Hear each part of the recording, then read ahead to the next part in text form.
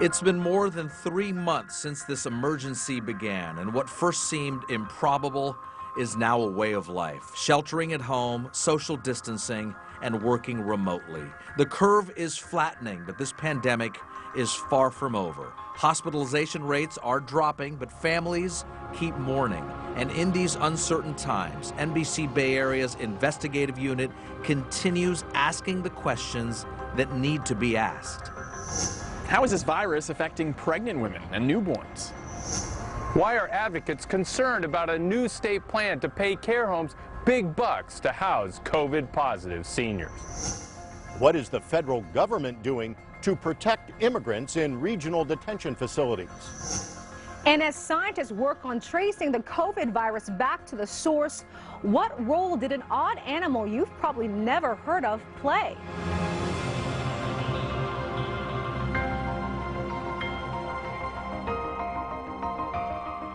Good evening, and thank you for joining us for our second investigative special, Coronavirus, the Continuing Crisis. We begin tonight with the search for the source of COVID-19 and how an odd animal called the pangolin may be part of that answer. It's known as the most smuggled animal on the planet. Chinese researchers found a sick pangolin carried a version of that virus that is strikingly similar to the one that has changed our world. The pangolin is a scaly mammal that hunts for ants and termites in sub-Saharan Africa and parts of Asia. While it may appear to be an unlikely link in the chain of the coronavirus infection, Chinese researchers discovered the virus in a sick pangolin was a close cousin to the virus that causes COVID-19 in humans.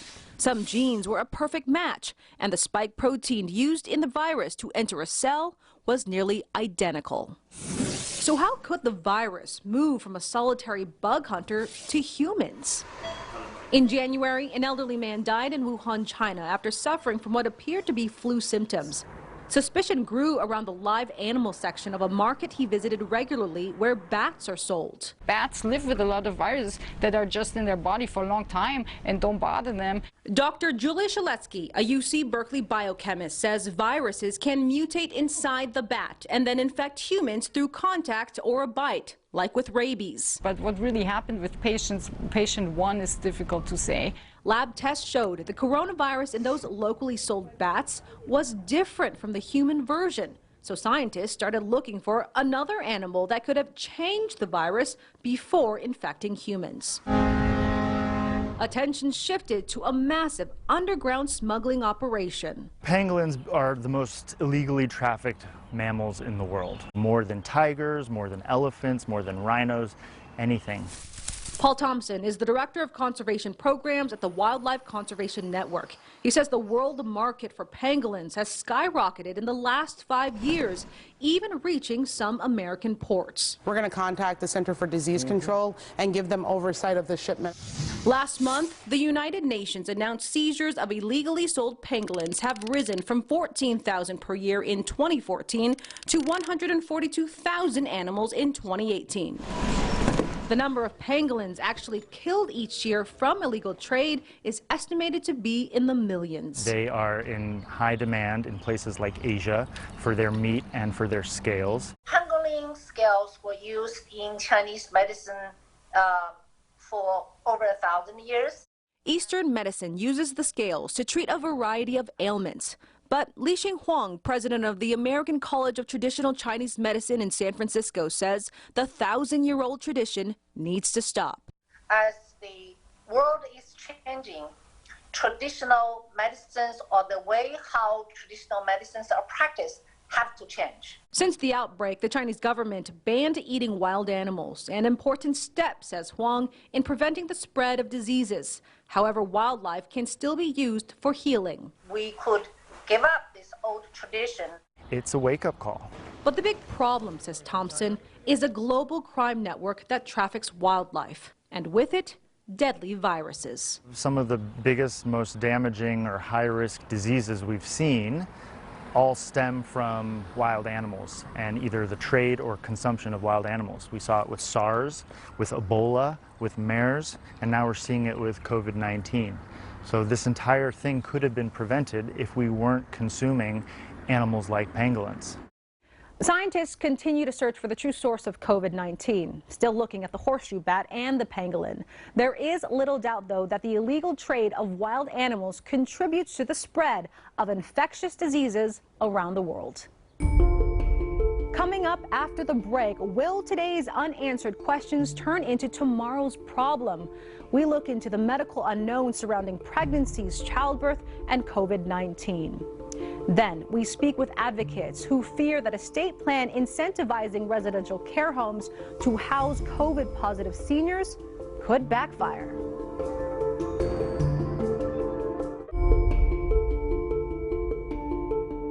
A child is born every 8 seconds in the United States. So what are the risks for newborns and new parents during this pandemic? So far, little is known about how this virus affects pregnant women and their babies. But now researchers here in the Bay Area hope to change that. Kira Woodward never imagined she'd have to wear a mask while playing peekaboo during a stroll with her 1-year-old son. She also never thought she'd be pregnant with her second child during a pandemic. Kira is 5 months along. We are acutely aware of how quickly everything can turn and how scary it is having a newborn that has life-threatening complications. After her first son Jude was born, an unforeseen medical condition put him in the intensive care unit for 10 days. He made a full recovery, but now Kira worries whether the coronavirus might infect her and her new baby. Pregnancy is always a time of uncertainty, and certainly there's more of it right now. So Kira is doing what she can to limit her family's exposure. She leaves most of her groceries outside overnight. Some carrots, some oranges. And she scrubs down the rest with alcohol before putting them away. Right now we're exercising so much caution because we don't know what the right protocols are. Initial studies out of Wuhan, China found the coronavirus can lead to premature labor and cause respiratory problems in newborns, abnormal liver function, and even death. But those studies were limited in scope since they only examined 9 women. Worldwide, there are just 451 reported cases of pregnant women infected with the coronavirus. The data is very spotty. Dr. Stephanie Goss specializes in high-risk pregnancies. She and her colleagues at UCSF are working with physicians at UCLA to conduct a nationwide study examining how coronavirus impacts pregnancy. They're aiming to track at least 1,000 pregnant women who are thought to be infected or have already tested positive. To date, there's been no definitive evidence that the mom can transmit the virus to the baby while the baby's in utero. While Dr. Gah is focusing her study on mothers, pediatrician Dr. Valerie Flatherman is part of the team examining babies. We want to know the extent to which there's a risk of newborns themselves getting sick with coronavirus-related disease. Dr. Flatherman says soon-to-be moms and their babies are known to have weakened immune systems. That can be a risk for infants with some bacteria because their body is not necessarily effectively fighting off that bacteria. When diseases threaten adults, the body is trained to release certain chemicals to defend itself. But for some battling coronavirus, that kind of automatic reaction is somehow backfiring, since it appears to be making people even more ill. Infants haven't developed that kind of immune response yet.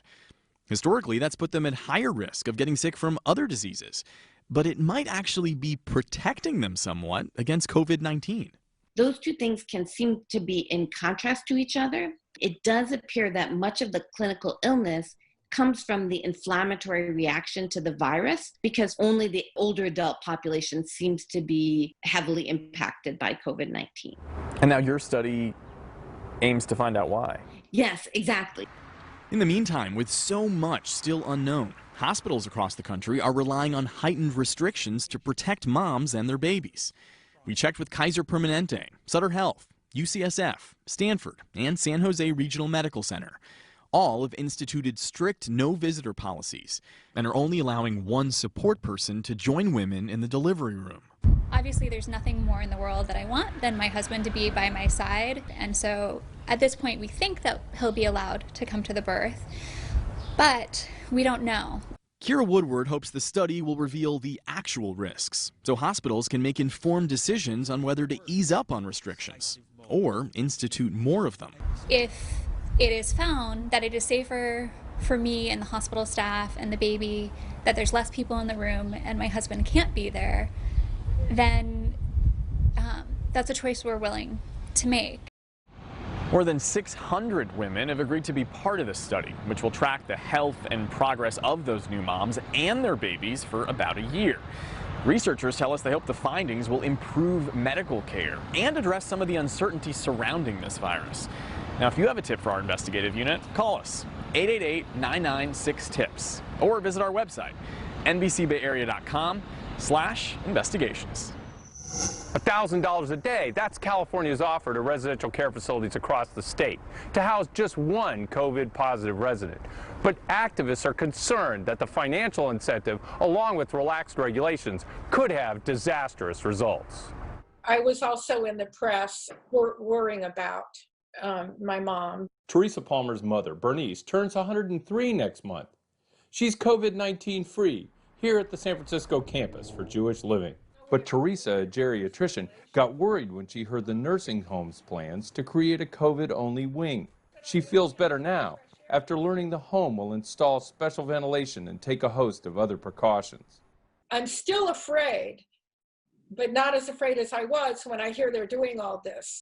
But now she's alarmed by the State Department of Social Services strategy to encourage assisted living facilities, which don't have the medical staff or protective equipment that nursing homes do, to create their own COVID-only wings.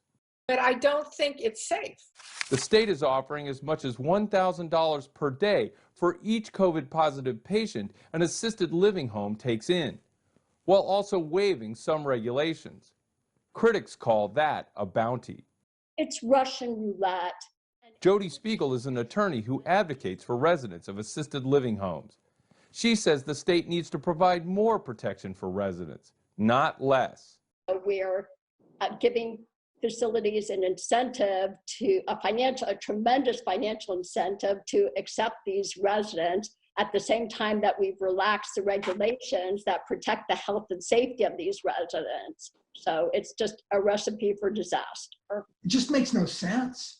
Mike Wasserman, president of the California Association of Long-Term Care Medicine, says skilled nursing homes are struggling to deal with COVID infections and questions why the state thinks assisted living homes with little or no medical care are prepared.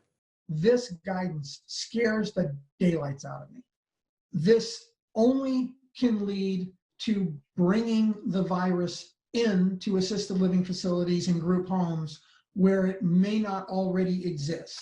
The state stresses in the notice that staff and infected residents must be kept apart. Officials with the State Department of Social Services tell us that they hope the financial incentive will give them the ability to handle a surge of cases if it comes in the fall. Up next, we get a rare glimpse inside an immigration detention facility near Bakersfield and hear from two men about the conditions there that they say are dangerous and could pose a risk for spread of infection.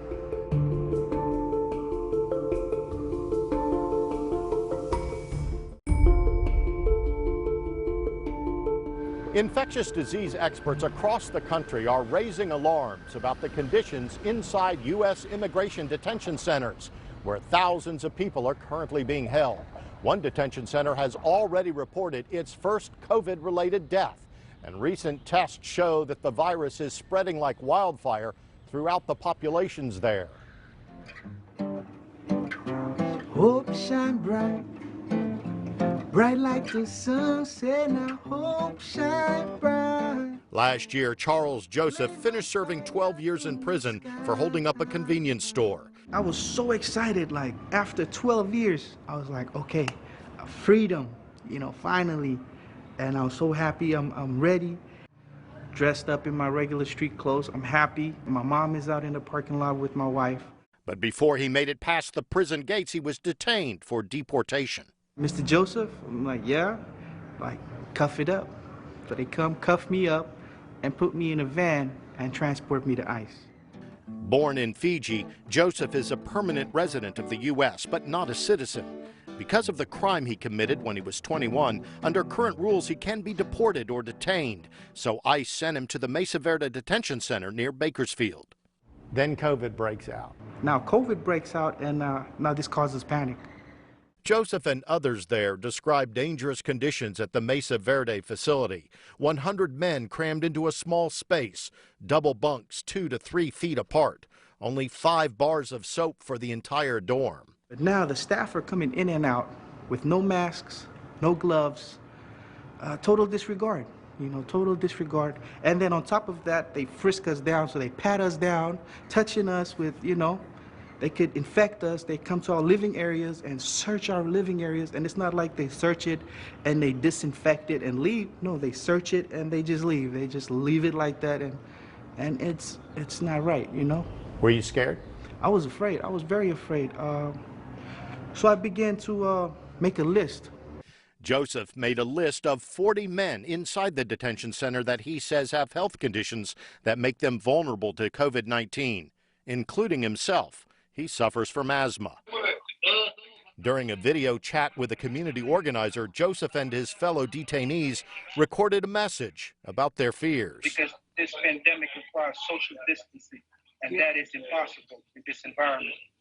This would turn our detention into a death sentence. ICE began testing detainee staff and other employees in February. In mid-April, the number of COVID cases among detainees jumped significantly and kept growing through May 6th. Out of 1,593 detainees tested so far, about half tested positive. It's not if it's going to happen, because it's when it's going to happen. Another detainee reached out to us by telephone. He asked that we protect his identity. Are you worried you might get COVID-19? I am very afraid that might happen. I'm worried about my life. And there's a lot of evidence that these ICE detention centers are incredibly bad at preventing infectious disease.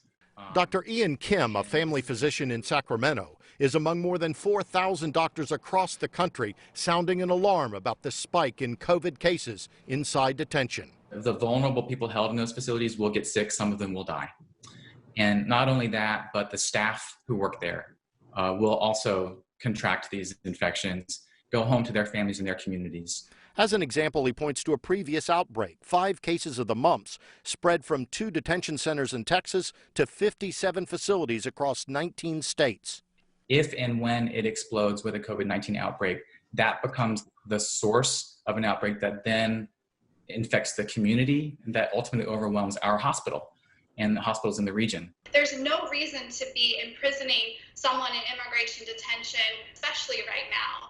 Christina Fiallo, co-founder of Freedom for Immigrants, believes the solution to the crisis is to end detention because they're being held on civil, not criminal charges there. So people are not being held there for the punishment of a crime. These are individuals who are seeking protection from our country because they have been persecuted or they fear persecution in their home country. Many of these individuals are also folks who have lived here in the United States for decades, who have children, who have spouses in the United States. An ICE spokesman said the agency is already reducing the number of detainees. Field arrests in Northern California are down from 168 arrests in January to 30 in April. Nationally, arrests are down 71% so far this year. The ACLU and a coalition of attorneys filed a class action lawsuit against ICE demanding the release of vulnerable detainees, including Charles Joseph. Due to his asthma, a federal judge ordered Joseph's release last month. So I thought it was a dream. I thought I was hallucinating. I said, I'm ready now to leave it all behind. I don't cry, I'm not that kind of emotional person. But at that moment, that was. Yeah, I was safe. It felt like I was leaving my brothers behind, I said I picture myself on the island fishing, girl next. While critics say that this crisis merely points out the urgent need to do away with all immigration detention, ICE says it's merely enforcing U.S. law and current administration policy. It's a debate sure to rage on long after this COVID crisis ends. We'll be right back.